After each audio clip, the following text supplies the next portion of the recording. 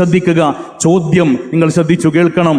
ഞങ്ങൾ വിശുദ്ധമായ ഖുർആനിന്റെ അടിസ്ഥാനത്തിൽ നബിദിനാഘോഷത്തിന് തെളിവ് പറയുമ്പോൾ അതിന് ഇവർ പറയുന്നത് എന്താ? വിഷയാവതരണത്തിനും പറഞ്ഞത് അത് സ്വഹാബത്തിന് പരിചയമല്ല, സ്വഹാബത്ത് ചെയ്തിട്ടില്ലെങ്കിൽ ചെയ്യാൻ പാടില്ല എന്നാണ്.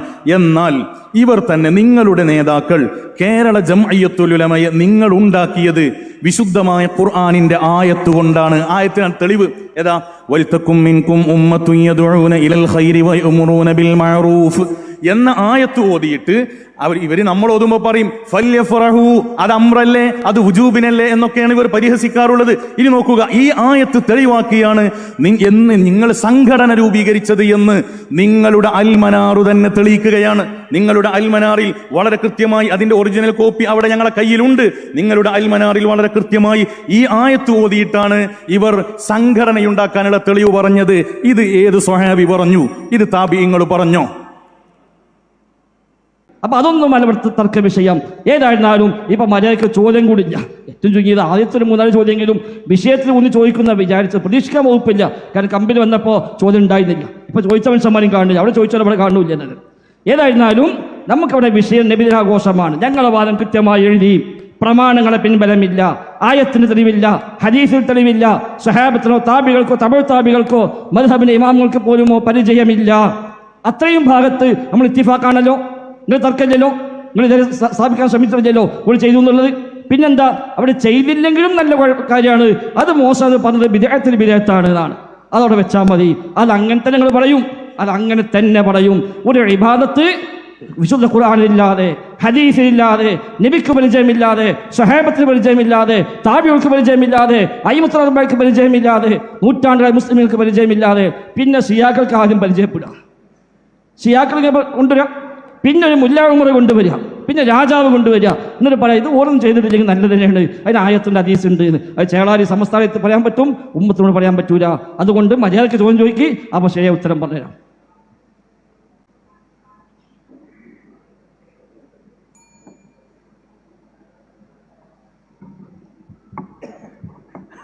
ദേഷ്യപ്പെട്ടിട്ട് കാര്യമില്ല.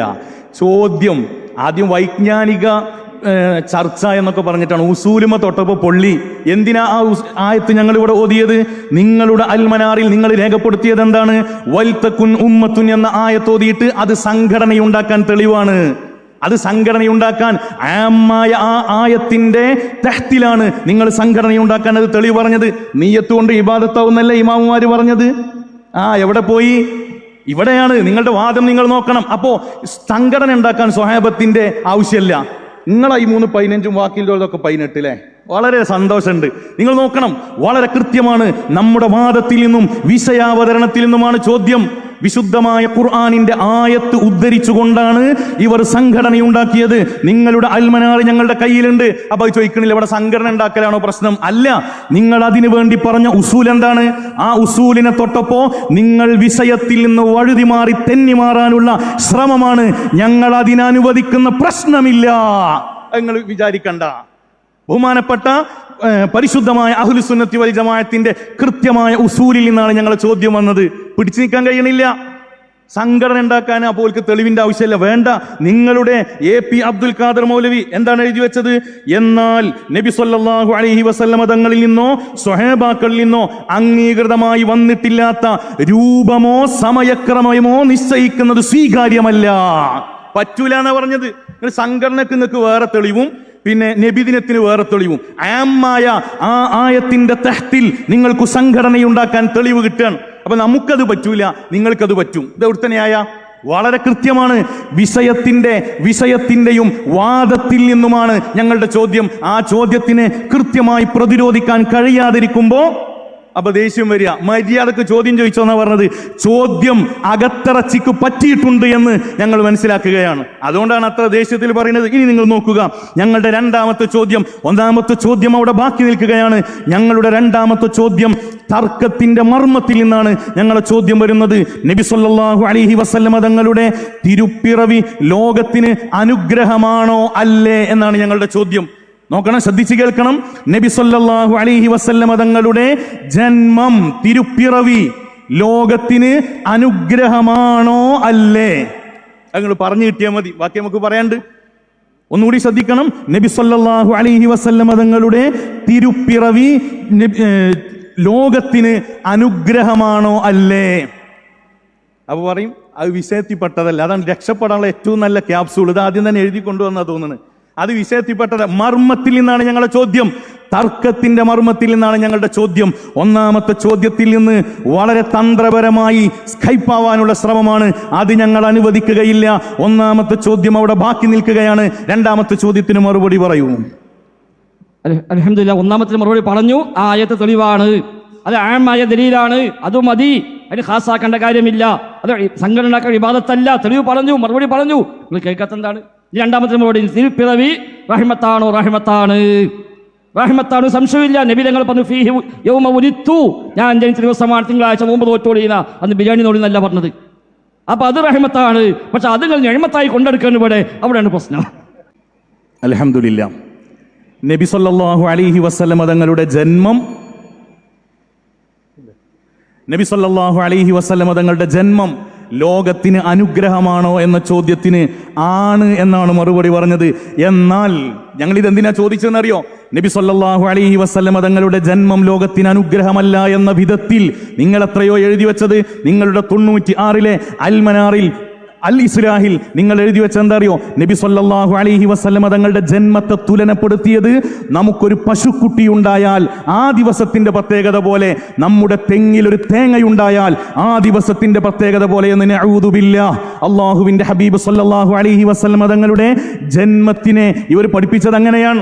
അതിനാ ഞങ്ങൾ ആ ചോദ്യം ചോദിച്ചത്. ഇതാ ഓരോ സംവാദം വരുമ്പോഴും നിങ്ങൾക്ക് നിങ്ങളുടെ മുൻഗാമികളെ തള്ളേണ്ടി വരും.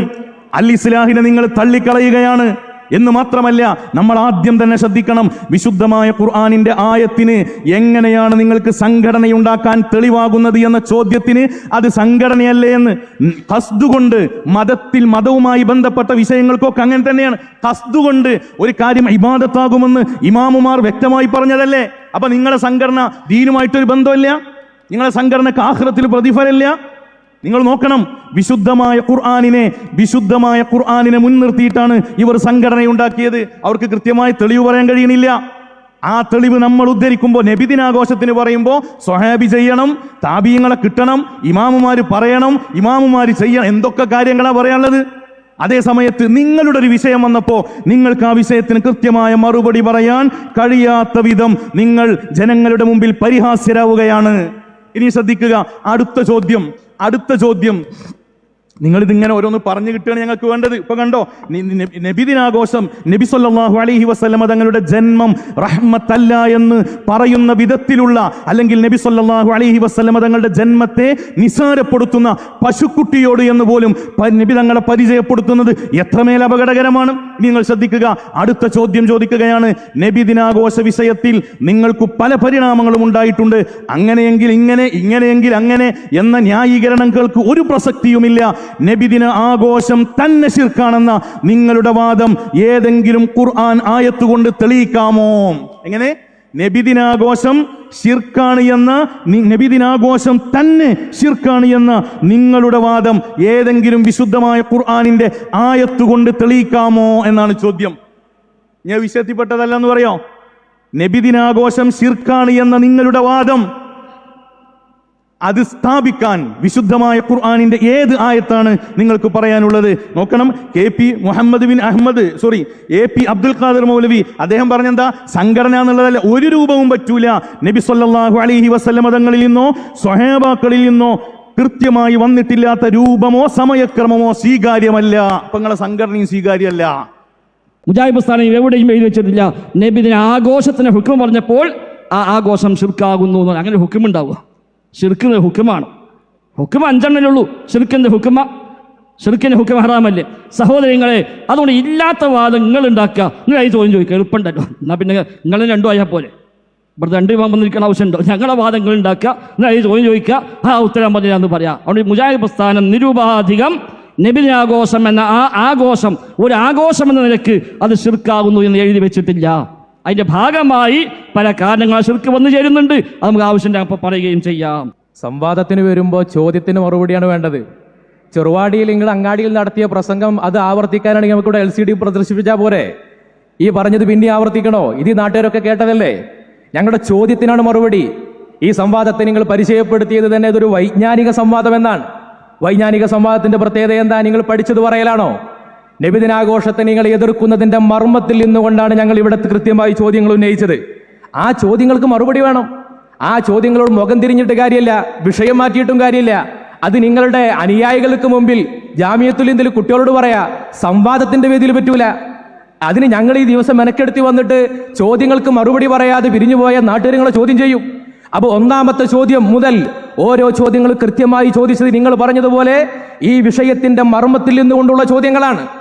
അത് എന്തുകൊണ്ടാണ്? ഇത് വൈജ്ഞാനിക സംവാദമായതുകൊണ്ടാണ്, വൈകാരിക സംവാദമല്ല. അവിടെ ന്യായ വൈകല്യങ്ങളോ ഫാലസിയോ പറഞ്ഞുകൊണ്ട് ഉഹുലൂത്തിട്ടിട്ട് ആളുകളെ പഠിപ്പിക്കരുത്. കൃത്യമായി ഓരോ ചോദ്യങ്ങളും പറഞ്ഞു. നിങ്ങൾ ആയത്തോതിയിട്ട് നബിദിനം ആഘോഷിക്കരുത്, ആയത്തോതി നബിദിനം ആഘോഷിക്കരുത്. നാട്ടുകാരെ നിങ്ങളൊക്കെ കേട്ടിട്ടില്ല അങ്ങാടിയിൽ പ്രസംഗിക്കുന്നത്, നബിദിനത്തിന് ആയത്തോതരുതേ. അവിടെയാ ചോദ്യം വന്നത്, സംഘടന ഉണ്ടാക്കാൻ എന്തുകൊണ്ട് ആയത്തോതി? ആ ആയത്ത് ഇമാമുകൾ ആരും കണ്ടില്ലേ? അവർക്കാർക്കും അതിൽ നിന്ന് അങ്ങനെ ഒന്നും പഠിഞ്ഞില്ലേ? ചോദ്യം പ്രസക്തമാണ്. നബി തങ്ങളുടെ ജനനം അനുഗ്രഹമാണോ? ആ ചോദ്യം വെറുതെ വന്നതല്ല. നബിദിനാഘോഷത്തെ എതിർത്തുകൊണ്ട് നിങ്ങളുടെ ആചാര്യൻ റഷീദ് പോലും പറഞ്ഞു വെച്ചത്, നബിദിനം ആഘോഷിക്കുന്നതിന് എതിർപ്പ് എന്തുകൊണ്ടാണ്? ആ ജനനത്തിന് പുണ്യമില്ലാത്തത് കൊണ്ടാണ്, ജനനത്തിന് മഹത്വമില്ല. നിങ്ങളുടെ പുസ്തകങ്ങളിൽ പറഞ്ഞു. ബാക്കി പറയുന്ന നിങ്ങളുടെ വാക്സർത്തുകളൊക്കെ രണ്ടാം ഭാഗമാണ്. നിങ്ങളുടെ അടിസ്ഥാനം നബി തങ്ങളുടെ ജനനത്തെ ഇകഴ്ത്തിക്കെട്ടലാണ്. അത് കേരളത്തിൽ പറഞ്ഞിട്ടുണ്ട്, റഷീദ് പറഞ്ഞിട്ടുണ്ട്, നിങ്ങളത് പകർത്തിയിട്ടുണ്ട്. ഇസ്ലാമിക് മോഡേണിസത്തിന്റെ അടിസ്ഥാന വേരുകളാണത്. ആ വാദത്തിൽ നിന്നുകൊണ്ടാണ് ഈ തോന്നൽ വരുന്നത്. ആ തോന്നലിൽ നിന്നാണ് തെളിവ് അന്വേഷിച്ചത്. ആ തെളിവിൽ നിന്നാണ് പിന്നെ നിങ്ങൾ ദുർവ്യാഖ്യാനങ്ങൾ ഉണ്ടാക്കിയത്. അവിടെയാണ് ചോദ്യത്തിന്റെ മർമ്മം. നബി തങ്ങളുടെ ജനനം അനുഗ്രഹമാണോ അല്ലേ? ആണോ അല്ലേ എന്ന ചോദ്യത്തിന് എന്താ പറഞ്ഞത്? ആണ്, അനുഗ്രഹമാണ് എന്ന് പറഞ്ഞ് അവസാനിപ്പിച്ചാൽ പോരാ. നിങ്ങൾ ഇത്രയും കാലം പറഞ്ഞു വെച്ചതിന് മറുപടി പറയേണ്ടി വരും. ഉത്തരമുണ്ടായില്ല. പിന്നെ നിങ്ങൾ നബിദിനാഘോഷം ശിർക്കാണ് എന്ന് പലതവണ പല ഘട്ടങ്ങളിലും പറഞ്ഞു. ആ ശിർക്കാണ് എന്ന് പറഞ്ഞതിന് ഒരു തെളിവും ഇവിടെ ഉന്നയിച്ചിട്ടില്ല. നിങ്ങൾ ശിർക്കാണെന്നതിന് നിങ്ങൾ തെളിവ് ഉന്നയിക്കുമ്പോൾ ആ വിശുദ്ധ ഖുർആനിൽ അതിന് തെളിവുണ്ടോ എന്ന് ചോദിച്ചു. അത് വെറുതെ പറഞ്ഞതല്ല. നിങ്ങൾക്ക് ജിന്നിനോടുള്ള സഹായ തേട്ടത്തിൽ വസീലത്തു ശിർക്കുണ്ടെന്ന് പറയാൻ നിങ്ങൾക്ക് ഇസ്തംതാന്റെ ആയത്തോതാ. അപ്പൊ നിങ്ങളോട് ചോദ്യം ചോദിച്ചാൽ മറുപടിയില്ല. പക്ഷെ അവിടെയാണ് ഞങ്ങൾ ചോദിക്കുന്നത്, നിങ്ങൾക്ക് ഈ നബിദിനാഘോഷം ശിർക്കാണ് എന്ന വാദത്തിൽ നിങ്ങൾക്ക് ആ പറയുന്ന വാദത്തിന് നിങ്ങൾക്ക് ഏത് തെളിവാണ് ഖുർആനിൽ നിന്ന് ഉന്നയിക്കാനുള്ളത്? നിങ്ങൾക്ക് ഉത്തരം പറയാൻ കഴിഞ്ഞിട്ടില്ല. അടുത്ത ചോദ്യം ഇവിടെ അവസാനിക്കുന്നത്, ഇവർ ശിർക്കാണ് എന്ന് പറഞ്ഞ കാര്യം വെറുതെയല്ല. ശിർക്കാണ് എന്ന് പറഞ്ഞ കാര്യം ഇവർ രേഖപ്പെടുത്തിയിട്ടുണ്ട്. നബിദിനം ശിർക്കാണ് എന്ന് പറഞ്ഞിട്ടാണ് ഇല്ലത്ത് പറഞ്ഞത്.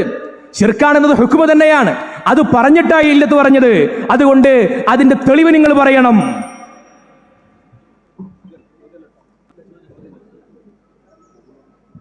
ഞാൻ ഉത്തരം പറഞ്ഞാൽ പരാതി. ചോദ്യം ചോദിക്കണ്ടേ? ചോദിച്ചെങ്കിൽ ഉത്തരം പറയാം. ആകെ 3 ചോദിച്ചാലും 3 അപ്പൊക്കെ ഉത്തരം പറഞ്ഞു. ഇപ്പൊ ചോദ്യമില്ല. ഇപ്പൊ 4ാമത്തെ ചോദ്യം ഇല്ല. ഇപ്പൊ ഞാൻ എന്താ കാട്ടുക? ഞാൻ പ്രസംഗിക്കില്ല എന്താ കാട്ടുക? ചോദിച്ചെങ്കിൽ ഉത്തരം പറയാ. ആദ്യം ചോദിച്ചു സംഘടന ഉണ്ടാക്കിയ ഞാൻ പറഞ്ഞു, നബി ജനിച്ചത് റഹ്മത്താണെന്ന് പറഞ്ഞു. അതേപോലെ നിങ്ങൾ 3 ചോദ്യം ചോദിച്ചു, 3 കൃത്യമായി മറുപടിയും പറഞ്ഞു. അപ്പൊ 4ാമത് ചോദിച്ചിട്ടില്ല. നിങ്ങൾ നിർബന്ധമില്ലെങ്കിൽ ഇടങ്ങാറാക്കണമെന്നില്ല, ബുദ്ധിമുട്ടിക്കാൻ പാടില്ലല്ലോ. ഉണ്ടെങ്കിൽ ചോദിച്ചോളി, ഇൻഷാ അല്ലാഹ് അപ്പോൾ തൗഫീഖ് കൂടി പറയുകയും ചെയ്യും. ഞങ്ങൾ കവലിയെ പ്രസംഗിച്ചാലും സംവാദം പ്രസംഗിച്ചാലും മുഖാത്തം പ്രസംഗിച്ചാലും ഞങ്ങൾക്ക് ഒറ്റ പ്രസംഗ. നിങ്ങളെ മാതിരി കവലിയിൽ വേറെ, സംവാദത്തിൽ വേറെ, മുഖാമത്തിൽ വേറെ, സ്വന്തം മണികൾക്കിടയിൽ വേറൊന്ന്, അതൊന്നുമില്ല. അങ്ങനത്തെ പരിപാടി നമുക്കില്ല. ഞങ്ങൾ എല്ലാ സ്ഥലത്തും ഒന്നാണ് പറയുക. ഞങ്ങളത് വളരെ വ്യക്തമാണ്. ഞങ്ങളുടെ വ്യക്തം നിങ്ങൾക്കത് പറ്റൂല. നിങ്ങൾക്ക് ഇവിടുത്തെ എല്ലാ സ്ഥലത്തും പറയുന്നത് എന്താണ്? നബിദിനാഘോഷം ദൈവത്തെ കഥനേക്കാളും പുണ്യമാണ്. നിങ്ങൾ വാദം എഴുതി ഇപ്പം അത് എഴുതിയോ നിങ്ങൾ എഴുതൂല്ല. ഇത്രയും കാലം നബിദിനാഘോഷ സംവാദത്തിൽ എവിടെങ്കിലും എഴുതിക്കണോ റബീഉൽ അവ്വൽ 12 ദൈവത്തെ പുണ്യമാണ്? അങ്ങനെ വാദം എഴുതിയിട്ട് നിങ്ങൾക്ക് സംവാദം നടത്താൻ നിങ്ങളെ കൊണ്ട് കയ്യൂല. നമ്മൾ വെല്ലുവിളിക്കണമെന്നില്ല. കയ്യാത്ത പണി വിളിക്കാൻ പാടില്ലല്ലോ. ഏതായാലും തള്ളാൻ നേരത്തെ റെഡി ആയിട്ട് നിൽക്കുന്നുണ്ട്. തള്ളാനുള്ളതൊക്കെ ഞങ്ങൾ തള്ളിക്കോളാന്ന് പറയുന്നത്. തള്ളാനുള്ള കിതാബ് ഇവിടെ റെഡിയാണ്. എല്ലാ കിതാബുകളും നിങ്ങളെ പുസ്തകങ്ങളും തള്ളേണ്ടി വരും, സെൽസബിയിൽ തള്ളേണ്ടി വരും. പിന്നെ ഞങ്ങൾ ആഘോഷിച്ചിട്ടില്ല എന്ന് ഞങ്ങൾ എവിടെയെങ്കിലും പറഞ്ഞോ? ആഘോഷിച്ചിട്ടുണ്ടോ ഇല്ലയോ ചോദ്യാവസരത്തിൽ പിന്നെ നിങ്ങളുടെ ചോദ്യാവസരത്തിൽ ചോദിക്കുക. അപ്പോൾ ഞങ്ങൾ തെളിയിച്ചു തരാം. നബിദിനാഘോഷത്തിൽ പുണ്യമില്ലാതെ ശിർക്കാണെന്ന് ആരും പറഞ്ഞിട്ടില്ല. ഇതാ തള്ളാൻ 1ാമത്തെ പുസ്തകം റെഡി. 1ാമത്തെ പുസ്തകം ഇതാ നിങ്ങളുടെ സെൽസബീലിന്റെ പ്രസ്താവന എന്താണ്? മൗലിദ് കഴിക്കൽ ശിർക്കാണെന്നു പറയാൻ കാരണം അള്ളാഹു അല്ലാത്തവരുടെ പൊരുത്തം ആഗ്രഹിക്കുകയും എന്ന് പറഞ്ഞ് വിശദാംശങ്ങൾ പറയാൻ. ബാബു, മൗലിദ് കഴിക്കൽ ശിർക്കാണ് എന്ന സ്റ്റേറ്റ്മെന്റിൽ നിങ്ങൾക്ക് തടസ്സമില്ല. മൗലിദ് കഴിക്കൽ ശിർക്കാണ്. ആ ഇസ്നാദിൽ നിങ്ങൾക്ക് കൈദില്ല. ഇസ്നാദ് നിങ്ങൾക്ക് ഇത്ലാഖ് തന്നെയാണ്. ഇസ്നാദിന് ശേഷമാണ് ഇല്ലത്ത് പറഞ്ഞത്. ഇല്ലത്ത് പറഞ്ഞാൽ അതിനർത്ഥം എന്താണ്? നിങ്ങൾക്ക് ഇസ്നാദിൽ നിങ്ങൾ എവിടെയും കൈത് പറഞ്ഞിട്ടില്ല. മൗലിദ് ശിർക്കാണ്. പിന്നെ കാരണം എന്താണ്? ആ കാരണങ്ങൾ എന്ന് പറഞ്ഞിട്ട് പിന്നീട് വിശദീകരിക്കുകയാണ് ചെയ്തത്.